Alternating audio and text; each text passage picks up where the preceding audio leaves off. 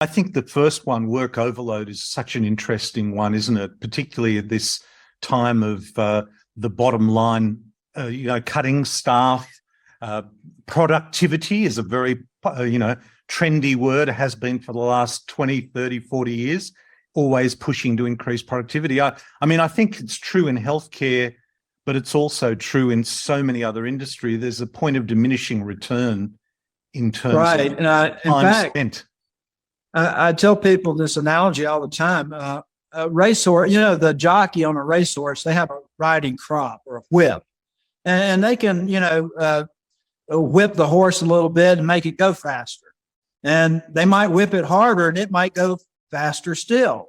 But at some point, no matter how hard you whip that horse, it's not going to go any faster. In fact, it will start to slow down and become less sure-footed. So you can only squeeze so much juice out of a lemon. And people are being squeezed now to the limit. And it's one of those things where as long as the employee continues to try to accommodate more and more, there's no incentive for the administration or boss to give them less.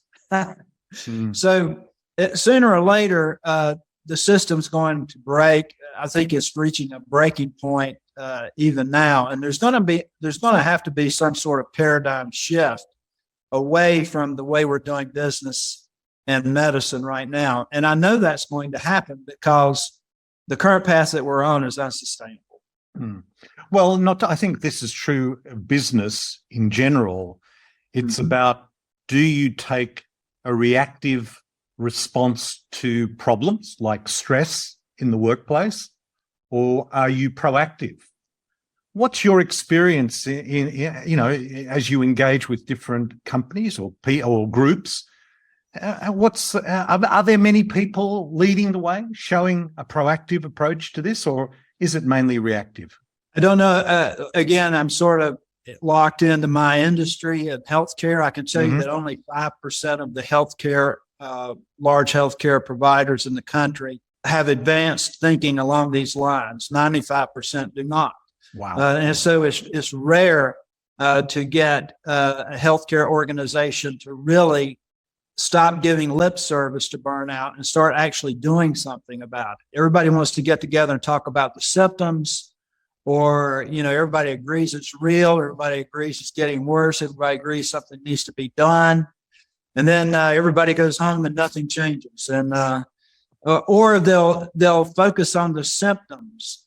They say, well, our workforce is overly stressed. Let's bring in some mindfulness people and some yoga people and some time management people and some resilience training. And all of those things can help with the symptoms of burnout. But unless you correct those underlying causes, nothing's going to change. And so most organizations don't want to hear this message. It depends on how it's delivered, but in their head, they're thinking they're going to have to upend their organization and change things completely about. And it's not about that at all. In fact, small changes can make a big difference. And so the message I like to give is, Mr.